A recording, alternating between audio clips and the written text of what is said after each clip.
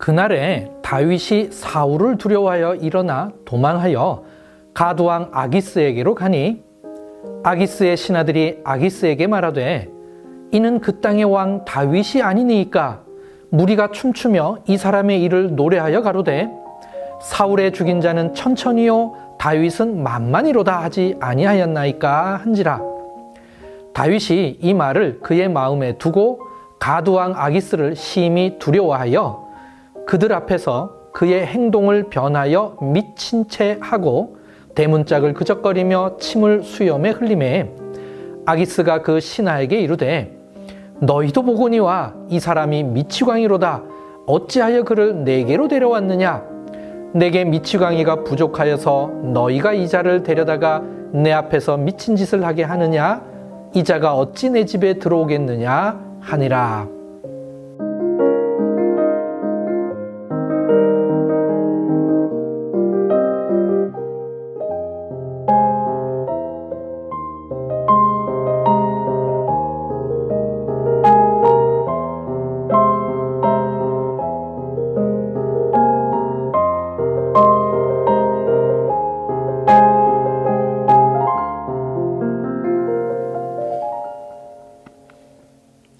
다윗은 대제사장 아히멜렉으로부터 진설병을 받아 그와 함께한 소년들과 나누어 먹었습니다. 그리고 무기를 구했는데요. 다름 아닌 골리앗의 칼입니다. 다윗은 이런 특별한 물건을 가지고 어디로 갔을까요? 의외의 장소로 갔습니다. 바로 가드입니다.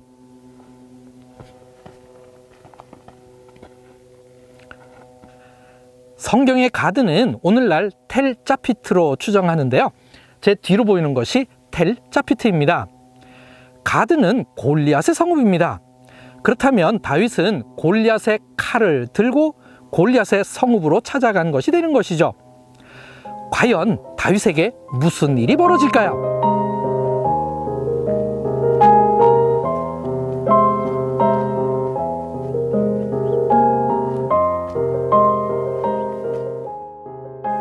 본문에 다윗의 이러한 행보의 이유를 사울을 두려워하여 라고 되어 있습니다.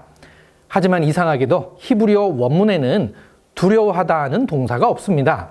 그저 미프네이 사울이라고 기록되어 있을 뿐입니다. 두 가지 해석이 가능합니다. 첫 번째 해석은 사울 때문에입니다.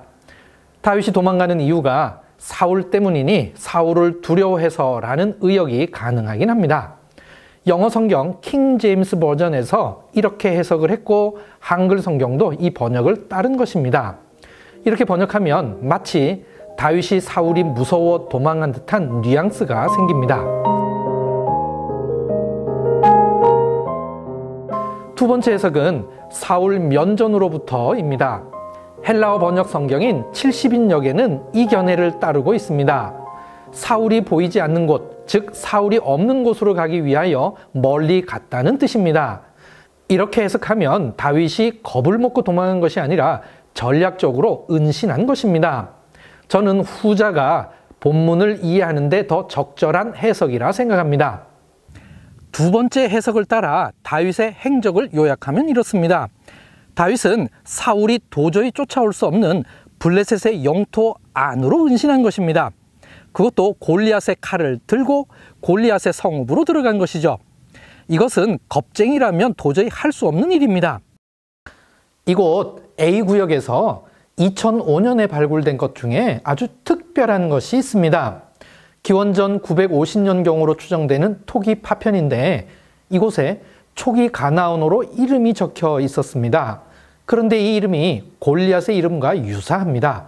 그래서 이를 골리앗 인스크립션이라고 부릅니다. 이를 통해 골리앗이라는 이름이 블레셋에서 실제 사용한 이름임이 밝혀졌고 실제로 텔짜피트가 골리앗의 고향인 가드라는 것이 한층 더 분명해졌습니다. 그런데 왜 다윗은 블레셋의 성읍 중 하필 가드를 선택했을까요? 혹시 또 다른 이유가 있지 않을까요? 이 질문에 대한 답을 찾기 위해 가드의 특징을 먼저 살펴보아야 합니다. 당시 블레셋에는 5개의 성읍이 있었습니다. 이 성읍들의 성주를 표현하는 특별한 단어가 있는데 히브리어로 사르네이 플리슈팀이라고 합니다. 여기에 사용된 세레는 블레셋 도시의 성주를 지칭하는 특별한 단어인데 아마도 블레셋어를 그대로 음력한 것으로 보입니다.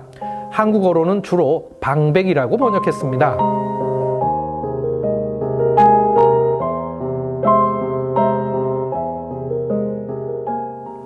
유일하게 다르게 부르는 인물이 있었습니다. 가드왕 아기스입니다. 가드의 성주만 멜렉, 즉 왕이라고 불렀던 것이죠.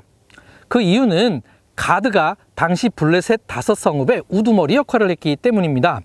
현재 남아있는 텔자피트의 규모로 보더라도 당시 5성읍 중에 이 가드가 가장 큰 성읍이었습니다. 다윗이 가드를 선택한 이유는 바로 이곳이 가장 큰 성읍이었기 때문입니다. 큰 도시 안으로 숨어들면 쉽게 눈에 띄지 않기 때문이죠. 그런데 여기서 한 가지 궁금증이 생깁니다. 아기스의 신하들은 어떻게 다윗인지 알아봤을까요? 다윗이 유명하다고 해도 또 설령 병사 중에 다윗과 전쟁터에서 실제로 함께 싸웠다고 해도 다윗의 얼굴을 기억할 수 있는 병사는 거의 없었을 것입니다. 더군다나 다윗은 쫓기는 상황인지라 평범한 복장으로 가드라는 큰 성읍에 조용히 숨어 들어와 있기에 그를 알아보기는 더더욱 힘들었을 것입니다. 유일하게 생각해 볼 만한 힌트가 하나 있습니다. 그것은 다윗이 갖고 있는 특별한 물건 때문입니다. 바로 골리앗의 칼입니다. 골리앗은 가드 출신으로 가드 사람에게는 잘 알려진 용사였습니다. 그리고 골리앗에게는 그의 체구에 걸맞는 특별한 칼이 있었습니다. 가드에는 이 칼을 만든 사람도 있었을 것이고 분명히 이 칼을 알아보는 사람이 있었을 것입니다. 그러므로 골리앗의 칼은 특별한 증표가 될 수 있습니다. 가드 사람들의 입장에서 골리앗을 죽이고 그의 칼을 가져간 사람이야말로 적국의 왕이라고 생각했을 것입니다. 지금 그들의 눈앞에 골리앗의 칼을 가진 사람이 나타났습니다. 그러니 그들은 그를 다윗이라고 알아봤을 것이고 다윗을 가리켜 그 땅의 왕이라고 표현했을 것입니다. 아기스의 신하의 입에서 최초로 다윗을 왕으로 인정하는 표현이 나왔습니다. 본문에는 골리앗의 칼에 대한 직접적인 언급은 없습니다. 하지만 본문을 이해하는데 꼭 필요한 소품입니다. 그래서 다윗은 노브를 먼저 들렸고 그곳에서 이 칼을 가지고 가드까지 간 것입니다. 그렇다면 다윗은 노브를 출발하여 가드까지 올 때 어느 길을 이용했을까요? 이를 알아보기 위하여 저 멀리 보이는 텔 아세가 너머에 있는 엘라 골짜기로 이동해 보겠습니다. 사울이 있는 기브아와는 최대한 먼 길인 엘라 골짜기를 통과했을 것입니다.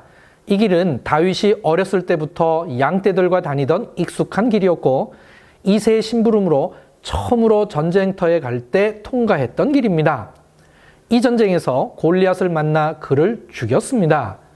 그런데 지금은 골리앗의 칼을 들고 그 엘라 골짜기를 다시 걷고 있는 것입니다. 만감이 교차했을 것입니다. 개선 장군의 모습이 아니라 도망자의 모습입니다. 지금 다윗이 가고 있는 목적지 가드는 자신이 죽였던 골리앗의 도시입니다.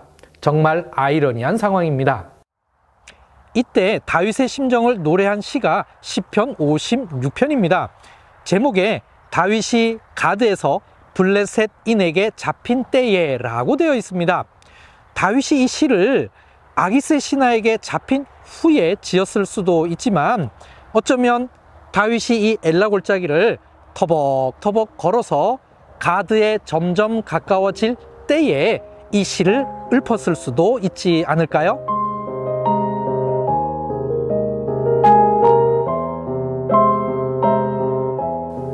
그들이 종일 내 말을 곡해하며 나를 치는 그들의 모든 생각은 사악이라. 나의 유리함을 주께서 계수하셨사오니 나의 눈물을 주의 병에 담으소서. 이것이 주의 책에 기록되지 아니하였나이까. 내가 하나님을 의지하였은즉 두려워하지 아니하리니 사람이 내게 어찌하리이까. 주께서 내 생명을 사망에서 건지셨음이라. 주께서 나로 하나님 앞 생명의 빛에 다니게 하시려고 실족하지 아니하게 하지 아니하셨나이까.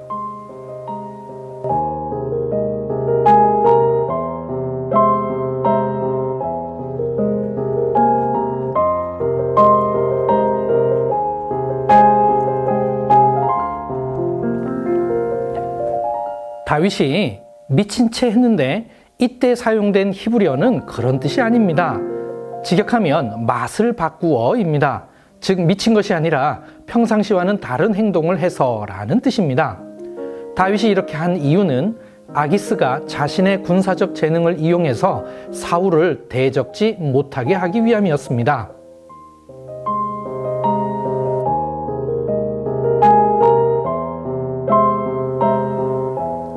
다윗은 골리앗의 칼을 지니고 가드에 숨어들었습니다. 하지만 골리앗의 그 칼 때문에 그는 큰 위기에 직면했고 미친 채에서 겨우 그 위기를 벗어날 수 있었습니다. 이 사건 이후 다윗의 운명은 어떻게 될까요? 베들레헴에서 예루살렘까지 7번째 여정에서 뵙겠습니다.